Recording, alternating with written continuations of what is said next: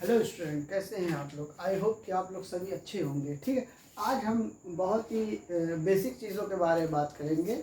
होता क्या है कि किसी भी सब्जेक्ट को जब हम लोग पढ़ते हैं तो हमें उसका बेस पता होना चाहिए। ठीक है, आज हम अकाउंट्स के बारे में बात करेंगे। आज हम history of double entry system के बारे में बात करते हैं। ठीक है, आज हम अकाउंटिंग प्रोसीजर के बारे में बात करते हैं। ठीक है, तो आज की जो क्लास होगी उस क्लास में आपको बेसिक फंडामेंटल ऑफ अकाउंटिंग के बारे में बताया जाएगा। ठीक, क्योंकि होता क्या है कि हमने देखा है कि बहुत से बच्चे ऐसे होते हैं जो 11th 12th, भाई देखिए 11th में ही बेसिक चीज़ें पढ़ाई जाती है स्टूडेंटों को। ठीक, तो बहुत से बच्चे होते हैं जो 11th 12th में बेसिक फंडामेंटल ऑफ अकाउंट्स पढ़ते हैं और पढ़ने के बाद ग्रेजुएशन में जब आते हैं या और उसके आगे एमकॉम वगैरह करते हैं, कोई प्रोफेशनल डिग्री में करते हैं, तो वहाँ पे उनको बेसिक चीज़ें क्या होती है, मिस हो जाती है माइंड से। ठीक, तो आज की जो क्लास होगी वो बहुत ही इंटरेस्टिंग क्लास होगी। बस आप कंटिन्यू हमारे वीडियो के साथ बने रहें। ठीक, तो आज हम बात करते हैं कि भाई बिजनेस में अकाउंटिंग क्या होती है, यानी अकाउंटिंग के डेफिनेशन के बारे में बात करेंगे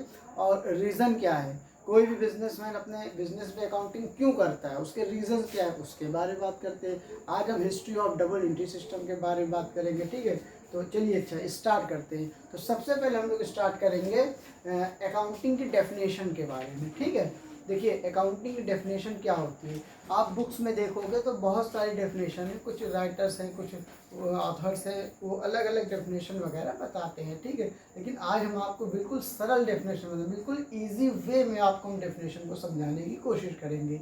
होता क्या है, अकाउंटिंग का मतलब क्या होता है। ठीक, तो अकाउंटिंग क्या होता है, अकाउंटिंग मीन्स होता है कि बिजनेस में होने वाले ट्रांजेक्शनों को, बिजनेस में होने वाले ट्रांजेक्शनों को अकॉर्डिंग टू रूल्स, यानी एक रूल्स के अकॉर्डिंग अपने रजिस्टर में नोट करना ही अकाउंटिंग कहलाता है। ठीक, तो बिजनेस ट्रांजेक्शन को एक रूल्स के अकॉर्डिंग अपने रजिस्टर में नोट करना ही अकाउंटिंग कहलाता है। ठीक है स्टूडेंट, चलिए मैं एक बार फिर से रिपीट करता हूँ। अकाउंटिंग क्या होती है, अकाउंटिंग मीन्स बिजनेस में होने वाले ट्रांजेक्शनों को अकॉर्डिंग टू रूल्स अपने रजिस्टर में नोट करना ही अकाउंटिंग कहलाता है। ठीक है, तो इस डेफिनेशन में हमने आपको ट्रांजैक्शन के बारे में बताया, इस डेफिनेशन में हमने आपको बताया रूल्स के बारे में। ठीक है, तो बिजनेस में होने वाले ट्रांजैक्शन, यानी कि ये ट्रांजैक्शन क्या होते हैं, ट्रांजैक्शन को हिंदी में बोलते हैं लेन देन। क्या बोलते हैं, लेन देन। देखिए जब हम लोग बिजनेस में अकाउंटिंग करते हैं तो बिजनेस में जब हम लोग बिजनेस करते हैं तो बिजनेस में बहुत सारे ट्रांजैक्शन होते हैं, है ना। जैसे फॉर एग्जांपल बात करते हैं कि जैसे हमने गुड्स परचेज किया, गुड्स सेल किया, तो ये बिजनेस के ट्रांजैक्शन है। गुड्स हमने परचेज किया, गुड्स हमने सेल्स किया। ठीक है, सीता को सैलरी दी, ठीक है, राम से इंटरेस्ट मिला, शाम को कमीशन दिया। ठीक, बैंक में कैश डिपॉजिट किया, बैंक से कैश विड्रॉ किया। तो ये सब क्या है, ये सारे बिजनेस ट्रांजेक्शन होते हैं और इन्हीं बिजनेस ट्रांजेक्शनों को हम लोग क्या करते हैं, एक रूल्स के अकॉर्डिंग अपने रजिस्टर में नोट करते हैं। और वो रूल्स क्या होते हैं, उन्हीं रूल्स को हम लोग 11th में पढ़ते हैं, उन्हीं रूल्स को हम लोग 12th में पढ़ते हैं। समझ में आ रही बात, बीकॉम करते हैं, बीकॉम में भी पढ़ेंगे, एमकॉम में भी पढ़ेंगे, है ना। तो उसी रूल्स के बारे में हम लोग बात करते हैं। ठीक है, तो बिजनेस में एक बार हम रिपीट कर देते हैं, बिजनेस में अकाउंटिंग, यानी अकाउंटिंग की डेफिनेशन को हम फिर से एक बार रिपीट करते हैं कि बिजनेस में होने वाले ट्रांजेक्शनों को अकॉर्डिंग टू रूल्स अपने रजिस्टर में नोट करना ही अकाउंटिंग कहलाता है। ठीक है स्टूडेंट, चलिए अच्छा अब हम बात करते हैं कि भाई कोई भी बिजनेसमैन अपने बिजनेस में अकाउंटिंग क्यों करता है, यानी क्या रीज़न है, क्या इम्पोर्टेंस है। ठीक है, तो बिजनेस में अकाउंटिंग करने के बहुत से इम्पोर्टेंस होते हैं, लेकिन उन सभी इम्पोर्टेंस में से जो सबसे मेन इम्पोर्टेंस होगा वो होता है बिजनेस में होने वाले प्रॉफिट और लॉस को जानने के लिए हम लोग बिजनेस में अकाउंटिंग करते हैं, और बिजनेस की फाइनेंशियल पोजीशन को जानने के लिए हम लोग बिजनेस में अकाउंटिंग करते हैं। ठीक है, देखिए होता क्या है कि मान लेते हैं मिस्टर ए इन्होंने बिजनेस स्टार्ट किया। ठीक, तो सपोज करते हैं कि इन्होंने बिजनेस स्टार्ट किया अप्रैल 1 2016। ठीक, तो अप्रैल 1 अप्रैल 2016 को इन्होंने बिजनेस को स्टार्ट किया। और क्लोज हुआ है इनका बिजनेस, नहीं बिजनेस नहीं क्लोज होता बेटा, अकाउंट्स क्लोज होते हैं। तो इन्होंने बिजनेस स्टार्ट किया 1 अप्रैल 2016 को और क्लोज कब किया, 31 मार्च 2017 को। ठीक, अब देखिए मिस्टर ए ने 1 अप्रैल को बिजनेस स्टार्ट किया था, तो 31 मार्च को क्लोज किया। ठीक है, तो अब मिस्टर ए 1 साल, यानी यहाँ से यहाँ की टाइमिंग क्या होगी, 1 ईयर होगी। तो मिस्टर ए 1 साल बिजनेस करने के बाद ये जानना चाहेंगे कि भाई 1 साल हमने बिजनेस किया है, तो इस बिजनेस में हमको प्रॉफिट हो रहा है कि लॉस हो रहा है, और बिजनेस की पोजीशन क्या है। पोजीशन मतलब भाई मिस्टर ए ने जब स्टार्ट किया होगा तो कुछ ना कुछ कैपिटल इन्वेस्ट की होगी बिजनेस में, कुछ ना कुछ पूंजी लगाई होगी, है ना। तो उस कैपिटल का यूटिलाइजेशन बिजनेस में कैसे हुआ है। ठीक है, तो कहने का सीधा सीधा मतलब होता है कि मिस्टर ए ने 1 अप्रैल 2016 को बिजनेस स्टार्ट किया और 31 मार्च 2017 को एंड किया। तो मिस्टर ए 1 साल बिजनेस करने के बाद वो ये जानना चाहेंगे कि भाई 1 साल मैंने बिजनेस किया है, तो 1 साल बिजनेस करने के बाद हमको प्रॉफिट हो रहा है कि लॉस हो रहा है। तो उस प्रॉफिट को, उस लॉस को जानने के लिए मिस्टर ए क्या करेंगे, अपने बिजनेस में अकाउंटिंग करेंगे, है ना। प्रॉफिट और लॉस को जानने के लिए बिजनेस में अकाउंटिंग करेंगे और बिजनेस की फाइनेंशियल पोजीशन को जानने के लिए अभी हम और चीज़ें आपको बताएंगे। तो फाइनेंशियल पोजीशन क्या होती है उसके बारे में डिस्कस करते हैं। ठीक है, तो समझ में आ रही बात क्या हम कह रहे हैं। ठीक, तो होता क्या है कि बिजनेस में अकाउंटिंग करने के बहुत से रीज़न हैं, लेकिन उन सभी रीज़नों में से जो सबसे मेन मोटिव होता है, जो सबसे मेन रीज़न होता है बिजनेस में होने वाले प्रॉफिट और लॉस को जानने के लिए और बिजनेस की फाइनेंशियल पोजीशन को जानने के लिए। उसके अलावा बहुत से रीज़न्स होते हैं ना, जैसे जब हम लोग अपने बिजनेस में अकाउंटिंग करते हैं तो भाई हमको पता चलता है कि बिजनेस में क्या हो रहा है, प्रॉफिट हो रहा है कि लॉस हो रहा है। ठीक है, किसी भी महीने में कितना सेल्स हुआ है, कितना परचेज हुआ है, कैश कितना आया, पर्टिकुलर किसी मंथ में कितना कैश गया। तो ये सारी चीज़ें कुल मिला करके कहने का मतलब सीधा सीधा ये है कि जब हम लोग बिजनेस में अकाउंटिंग करते हैं तो हमको हमारे बिजनेस की फुल इंफॉर्मेशन होती है, और जब हमको हमारे बिजनेस की फुल इंफॉर्मेशन होगी तो हम अपने बिजनेस को अच्छे से कंट्रोल करेंगे। ठीक, तो समझ में आ रही होगी बात आप लोगों को। चलिए, तो हमने अभी आपको अकाउंटिंग की डेफिनेशन बताई, है ना, कि बिजनेस में अकाउंटिंग क्या होती है। ठीक, बिजनेस में होने वाले ट्रांजेक्शनों को अकॉर्डिंग टू रूल्स अपने रजिस्टर में नोट करना ही अकाउंटिंग कहलाता है। ठीक, और बिजनेस की फाइनेंशियल पोजीशन को जानने के लिए हम लोग बिजनेस में अकाउंटिंग करते हैं। बिजनेस में होने वाले प्रॉफिट और लॉस को जानने के लिए हम लोग बिजनेस में अकाउंटिंग करते हैं। देखिए, हम किसी भी चीज़ को बार बार रिपीट क्यों करते हैं।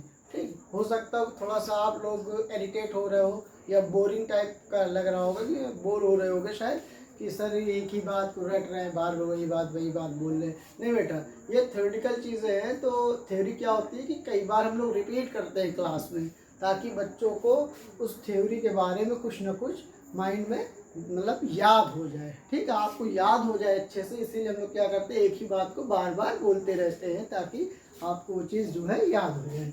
चलिए, अच्छा, तो अब हम बात करेंगे history of double entry system. History of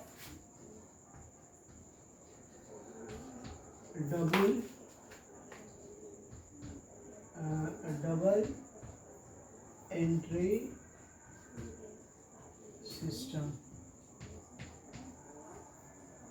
ठीक है, तो history of double entry system ये बिल्कुल स्टार्टिंग का है कि ये जो अकाउंट्स है इनका जो है, इनको लिखा किसने है ना, इनका स्टार्टअप कब हुआ है, ये सारी चीज़ें देखिए। सिंस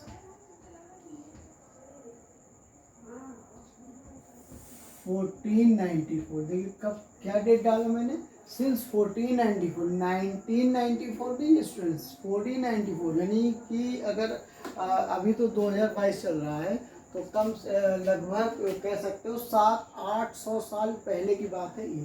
तो सिंस 1494 प्लेस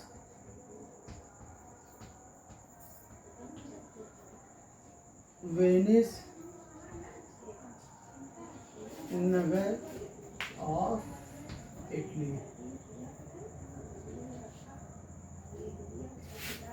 पर्सन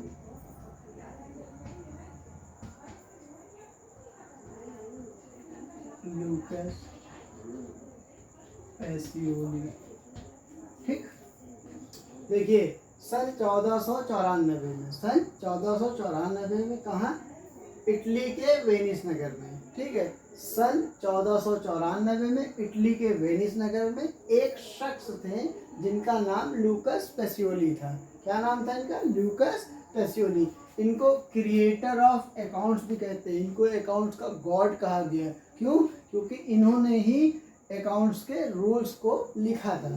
ठीक, तो since 1494 place Venice Nagar of Italy, person लूकस Pacioli. ठीक, तो इन्होंने एक बुक लिखी थी, उस बुक का नाम था डी कंप्यूटिसेट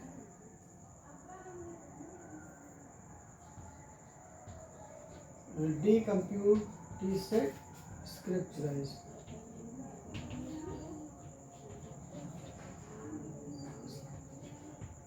बहुत ही थोड़ा सा क्रिटिकल नेम है, डी कंप्यूटिसेट स्क्रिप्चराइज। ठीक, तो लूकस पेसियोली ने एक बुक लिखी थी, उस बुक का नाम था डी कंप्यूटिसेट स्क्रिप्चराइज। देखिए बुक है तो आपको पता होगा कि भाई कोई भी बुक होगी तो बुक में क्या होंगे, बहुत सारे चैप्टर होंगे।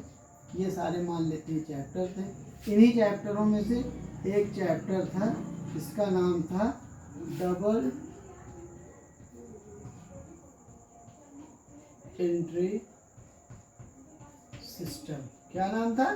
Double entry system.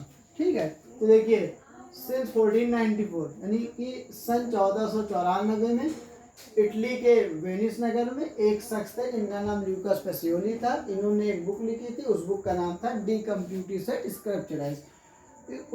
उसी बुक में बहुत सारे चैप्टर थे, उन्हीं चैप्टरों में से एक चैप्टर था जिसका नाम था डबल एंट्री सिस्टम। ठीक है, तो इस चैप्टर में लूकस पेसियोली ने क्या बताया, इस चैप्टर में पहली बार बिजनेस में अकाउंटिंग करने के रूल्स बताए गए, यानी बिजनेस में अकाउंटिंग कैसे करेंगे उनके नियम को इन्होंने लिखा। ठीक है, तो डबल एंट्री सिस्टम। ठीक है, तो ये डबल एंट्री सिस्टम इस चैप्टर में क्या था, बिजनेस में अकाउंटिंग कैसे करेंगे, यानी अकाउंटिंग करने के तरीके, अकाउंटिंग करने के नियम इसमें लिखे थे। ठीक है, चलिए अच्छा, तो जिस समय लूकस पेसियोली ने ये डबल एंट्री सिस्टम लिखा, यानी कि बिजनेस में अकाउंटिंग करने के रूल्स, बिजनेस में अकाउंटिंग करने के नियम, तो जिस समय इन्होंने ये चैप्टर लिखा उस समय इंग्लैंड आपको पता होगा,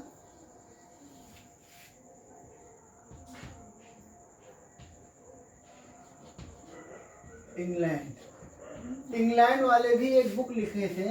इनकी बुक का नाम था एजेंसी बुक कीपिंग। क्या नाम था? Agency book keeping. ठीक है, ये बुक किस चीज़ की थी? ये भी बुक अकाउंटिंग की थी, यानी कि इंग्लैंड वाले भी एक बुक लिखे थे, उसका नाम था एजेंसी बुक कीपिंग। ठीक है, इसमें भी बिजनेस में अकाउंटिंग कैसे करेंगे, बिजनेस में अकाउंटिंग करने के रूल्स के बारे में इंग्लैंड वालों ने भी लिखा था। बट इनकी बुक का क्या नाम था? Agency book keeping. और लूकस पेसियोली जी का जो था वो डबल एंट्री सिस्टम था। समझ में आ रही होगी बात आप लोगों को? ठीक है, तो देखिए क्या हुआ कि इंग्लैंड वाले कह रहे थे कि मेरी किताब अच्छी है, यानी my book best for accounting, और लूकस पेसियोली जी कह रहे थे नहीं, my book best for accounting. तो दोनों लोग दावे कर रहे थे। ये इंग्लैंड वाले कह रहे थे कि मेरे रूल्स अच्छे हैं, मेरी बुक अच्छी है बिजनेस में अकाउंटिंग करने के लिए, और लूकस पेसियोली जी कह रहे थे नहीं, मेरी बुक अच्छी है, मेरे रूल्स अच्छे हैं बिजनेस में अकाउंटिंग करने के। तो भाई क्या हुआ कि दोनों बुकों का कंपटीशन कराया गया। क्या कराया गया? दोनों बुकों का कंपटीशन कराया गया, नहीं दोनों बुकों को कंपेयर किया गया। ठीक है, कि भाई कौन सी बुक अच्छी है। तो जब दोनों बुकों का कंपेयर कराया गया तो इसमें विनर जो हुई है वो डबल एंट्री सिस्टम। क्या हुई है? Double entry system. ठीक है, तो दोनों बुकों को कंपेयर किया गया, दोनों के जो रूल्स थे अकाउंटिंग करने के बिजनेस के उनको चेक किया गया। तो भाई इसमें जो है जो विनर था वो डबल एंट्री सिस्टम था, ठीक है। उसके बाद इंग्लैंड वालों ने क्या किया, अपनी बुक को क्लोज कर दिया, ठीक है। और इंग्लैंड वालों ने भी ये डबल एंट्री सिस्टम को एक्सेप्ट कर लिया, ठीक है। तो देखिए डबल एंट्री सिस्टम क्या होता है, डबल एंट्री सिस्टम न केवल इटली में एप्लीकेबल होता है, डबल एंट्री सिस्टम न केवल इंग्लैंड में, डबल एंट्री सिस्टम जो है ये बिजनेस में अकाउंटिंग करने के रूल्स हैं। तो डबल एंट्री सिस्टम पूरे वर्ल्ड में, पूरे विश्व में लागू होता है। समझ में आ रही बात। अगर कहीं पे भी बिजनेस होगा और बिजनेस में अकाउंटिंग होगी तो वो अकाउंटिंग इन्हीं रूल्स के ही आधार पर, इन्हीं रूल्स के ही बेस पे की जाती है। तो कहने का मतलब ये है कि जैसे आप इंडिया से हो, आप इंडिया में पढ़ रहे हैं, तो इंडिया में जब आप अकाउंट्स आप सीखेंगे तो इन्हीं रूल्स के बारे में पढ़ाया जाएगा। इंडिया के अलावा अगर आप अमेरिका या किसी अदर लंदन है या दुनिया के किसी भी कोने में जब आप अकाउंट सीखोगे तो आपको इन्हीं रूल्स के बारे में बताया जाएगा, ठीक है। तो होता क्या है कि जो अकाउंट्स है, ये अकाउंट्स की पढ़ाई एक वर्ल्ड लेवल की है ना। तो जो चीज़ें, जो अकाउंट्स हम लोग अपने यहाँ इंडिया में सीखेंगे वही चीज़ें, वही अकाउंट्स आपको दुनिया के हर कोने में मिलेगा, ठीक है। चलिए अच्छा, तो एक बार हम फिर से इसको पूरा रिपीट कर देते हैं ताकि आपको इसकी थ्योरी याद हो जाए, है ना। चलिए अच्छा, तो देखिए क्या है, history of double entry system, ठीक है। तो सन 1494 में इटली के वेनिस नगर में एक शख्स थे जिनका नाम लूकस पेसियोली था। इन्होंने एक बुक लिखी थी, उस बुक का नाम था डी कंप्यूटेशन स्क्रिप्चराइज, ठीक है। भाई बुक लिखी थी तो बुक में बहुत सारे चैप्टर थे, तो ये सारे चैप्टर हैं। इन्हीं चैप्टरों में से एक चैप्टर था जिसका नाम था डबल एंट्री सिस्टम, है ना। ये डबल एंट्री सिस्टम में क्या है कि लूकस पेसियोली ने पहली बार अकाउंटिंग के रूल्स लिखे हैं, है ना। जिस समय लूकस पेसियोली ने डबल एंट्री सिस्टम को लिखा उस समय इंग्लैंड वाले भी एक बुक लिखे थे, एक बुक चला रहे थे। इनकी बुक का नाम था एजेंसी बुक कीपिंग। इसमें भी बिजनेस में अकाउंटिंग करने के रूल्स लिखे थे, ठीक है। तो इंग्लैंड वाले कह रहे थे कि my book best for accounting, और लूकस पेसियोली जी कह रहे थे नहीं, my book best for accounting.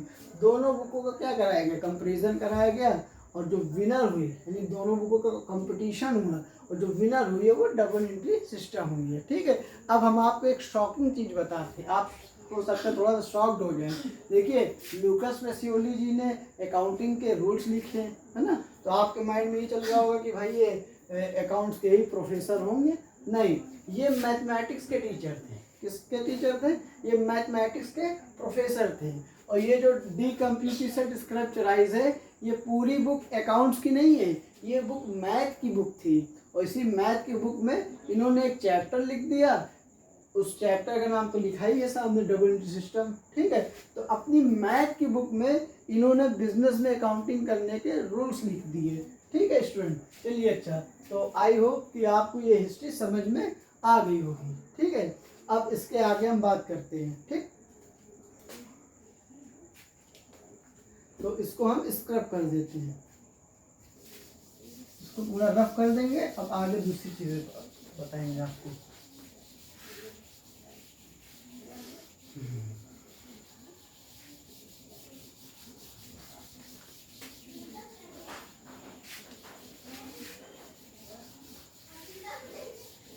चलिए, तो इतनी देर में हमने आपको बताया बिजनेस में अकाउंटिंग, यानी अकाउंटिंग की डेफिनेशन मैंने बता दी, और अकाउंटिंग क्यों करते हैं उसके रीजंस बता दिए, ठीक है। और history of double entry system हम लोगों ने सीखा, ठीक है। चलिए अब हम बात करते हैं अकाउंटिंग प्रोसीजर की।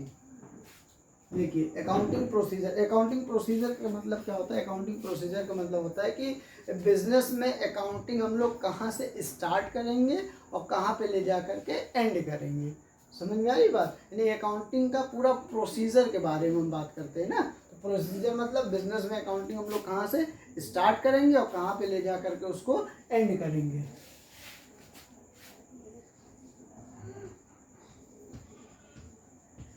अकाउंटिंग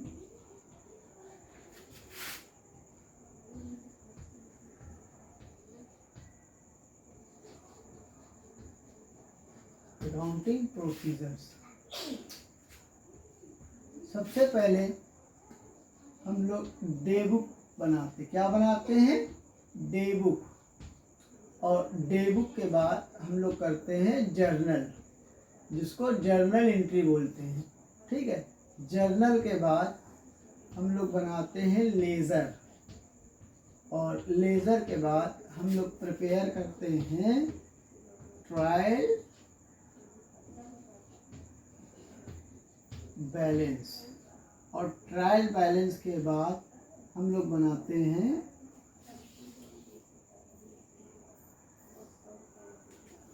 एक सेकेंड, एक और स्टेप होगा।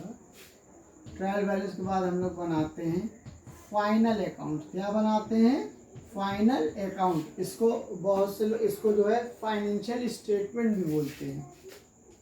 तो फाइनेंशियल स्टेटमेंट हो या फाइनल अकाउंट हो, दोनों मतलब सेम होता है। और जब हम लोग फाइनल अकाउंट बनाते हैं तो फाइनल अकाउंट में दो स्टेटमेंट बनते हैं। एक होता है ट्रेडिंग एंड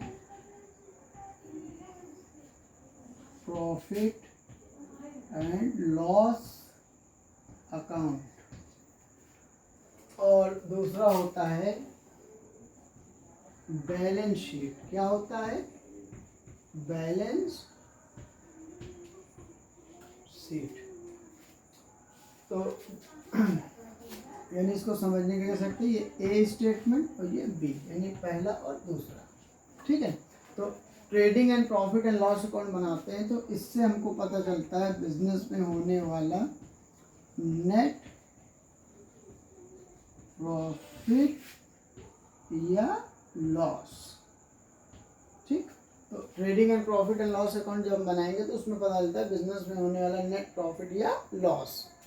और बैलेंस शीट जब हम बनाएंगे तो बैलेंस शीट से पता चलता है बिजनेस की फाइनेंशियल पोजीशन। क्या पता चलता है, बिजनेस की फाइनेंशियल पोजीशन, ठीक। तो अभी थोड़ी देर पहले हमने आपको बताया था कि बिजनेस में होने वाले प्रॉफिट और लॉस को जानने के लिए, बिजनेस की फाइनेंशियल पोजीशन को जानने के लिए हम लोग क्या करते हैं, बिजनेस में अकाउंटिंग करते हैं। देखिए यही डेफिनेशन बताई गई थी, और ये अकाउंटिंग का प्रोसीजर है। अकाउंटिंग प्रोसीजर का मतलब होता है कि बिजनेस में अकाउंटिंग हम लोग कहाँ से स्टार्ट करेंगे और कहाँ पे ले जा करके एंड करेंगे। तो देखिए सबसे पहले हम लोग डे बुक बनाएंगे, और डे बुक बनाने के बाद हम लोग जर्नल करते हैं, जर्नल के बाद लेज़र, लेज़र के बाद ट्रायल बैलेंस, और ट्रायल बैलेंस के बाद फाइनल अकाउंट। इसका नाम ही है फाइनल। फाइनल मतलब समझते हो ना, अंतिम, लास्ट। तो फाइनल अकाउंट, ठीक है। जब हम लोग फाइनल अकाउंट बनाते हैं तो उसमें दो स्टेटमेंट तैयार करते हैं, ठीक है। दो स्टेटमेंट बनाते हैं, एक स्टेटमेंट होता है trading and profit and loss account, और दूसरा होता है बैलेंस शीट, ठीक है। Trading and profit and loss account जब बनाते हैं तो इस स्टेटमेंट से हमको पता चलता है बिजनेस में होने वाला प्रॉफिट या बिजनेस में होने वाला लॉस। और बैलेंस शीट बनाते हैं तो क्या पता चलता है, बिजनेस की फाइनेंशियल पोजीशन, ठीक है। यानी बिजनेस की पोजीशन क्या है, फाइनेंशियली बिजनेस की पोजीशन क्या है, ठीक है। तो फाइनेंशियल पोजीशन को भी हम बहुत ज़्यादा समझाएंगे तो आपको बात समझ में नहीं आएगी। बिल्कुल शॉर्ट वे में हम बताते हैं आपको फाइनेंशियल पोजीशन का मतलब क्या होता है कि भाई मिस्टर ए या कोई भी बिजनेसमैन हो, भाई बिजनेसमैन ने जब बिजनेस स्टार्ट किया होगा तो स्टार्ट करने में कुछ ना कुछ उसने कैपिटल को लगाया होगा, कुछ ना कुछ उसने कैश को लगाया है ना। तो उस कैश का यूटिलाइजेशन कैसे हुआ बिजनेस में, ठीक है। तो उस यूटिलाइजेशन को या कह सकते हो कि बिजनेस बैलेंस शीट बनाने से पता चलता है कि बिजनेस में लायबिलिटीज़ क्या हैं, एसेट्स क्या हैं। तो खैर छोड़िए, अभी इसको हम आपको समझाएंगे क्योंकि समझाने की भी बहुत सी चीज़ें हैं, लेकिन समझाएंगे तो अभी आप कंफ्यूज हो जाओगे, ठीक है। चलिए अच्छा, तो फाइनेंशियल पोजीशन के बारे में भी हम आगे और बताएंगे। चलिए, तो इतनी चीज़ें आपको समझ में आ गई होंगी, ठीक। तो देखिए होता क्या है, ये सारी चीज़ें स्टेप बाय स्टेप हैं, ठीक है। सारी चीज़ें बिल्कुल क्रम के अनुसार हैं, है ना। होता क्या है कि जैसे आपने डे बुक बनाया, ठीक, तो डे बुक की हेल्प से ही जर्नल बनेगा। डे बुक की हेल्प से क्या बनेगा, जर्नल बनेगा, और जर्नल की हेल्प से लेज़र बनेगा, लेज़र की हेल्प से ट्रायल बैलेंस होगा, और ट्रायल बैलेंस की हेल्प से फाइनल अकाउंट होगा, ठीक है। तो ये सारी चीज़ें एक तरीके से चेन सिस्टम है, ये सारी चीज़ें एक दूसरे की हेल्प से बनेगा, है ना। इसमें आप ये नहीं कर सकते हैं कि आपने डे बुक बनाया तो डायरेक्ट लेज़र बना दिया और बाद में जर्नल कर दिया, नहीं, ऐसे नहीं हो पाएगा ना। होता क्या है कि ये सारी चीज़ें सिस्टमेटिक है, ये सारी चीज़ें सीरियल वाइज हैं, है ना। एक दूसरे की हेल्प से ही सारी चीज़ें प्रिपेयर होती हैं। डे बुक की हेल्प से जर्नल, जर्नल की हेल्प से लेज़र, लेज़र की हेल्प से ट्रायल बैलेंस बनेगा और ट्रायल बैलेंस की हेल्प से हम लोग फाइनल अकाउंट बनाते हैं। ठीक है स्टूडेंट, चलिए अच्छा और आगे बात करते हैं।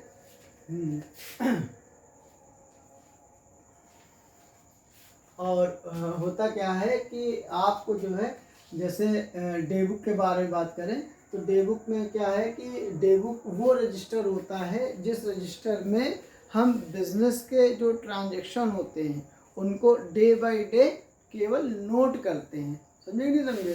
जैसे मान लेते कोई रजिस्टर है, हमने उसमें जो क्या किया कि 1 अप्रैल को बिजनेस स्टार्ट हुआ तो 1 अप्रैल को जितने भी ट्रांजैक्शन होंगे, है ना, उन ट्रांजैक्शन को हम लोग केवल नोट करते हैं। फिर उसके बाद 2 अप्रैल आएगा, दूसरी तारीख आएगी, तो दूसरी तारीख को हम क्या करेंगे, दिन भर के जितने भी ट्रांजैक्शन होंगे उनको केवल रजिस्टर में नोट करेंगे। ठीक, इसी तरीके से कॉन्टीन्यूसली हम लोग डे बाय डे, डेली का डेली बिजनेस का जितना भी ट्रांजैक्शन होता है उसको हम लोग केवल नोट करते हैं। ठीक है, तो डे बुक क्या होता है, डे बुक वो रजिस्टर होता है जिस रजिस्टर में हम लोग बिजनेस के ट्रांजैक्शन को नोट करते हैं। और जो डे बुक में ट्रांजैक्शन को हम लोग नोट करते हैं उन्हीं ट्रांजैक्शनों को हम लोग क्या करते हैं, जर्नल करते हैं ना, इसको जर्नल एंट्री कहते हैं। इसको पूरा इसका नेम जो होता है वो जर्नल एंट्री होता है। ठीक है, तो बिजनेस के जो ट्रांजैक्शन होते हैं उन ट्रांजैक्शनों के हम लोग क्या करते हैं, जर्नल एंट्री करते हैं। और जर्नल एंट्री करने के बाद उन ट्रांजैक्शनों का हम लोग लेज़र बनाते हैं, लेज़र के बाद ट्रायल बैलेंस। ठीक है, चलिए अच्छा अब इसको हम रफ करते हैं।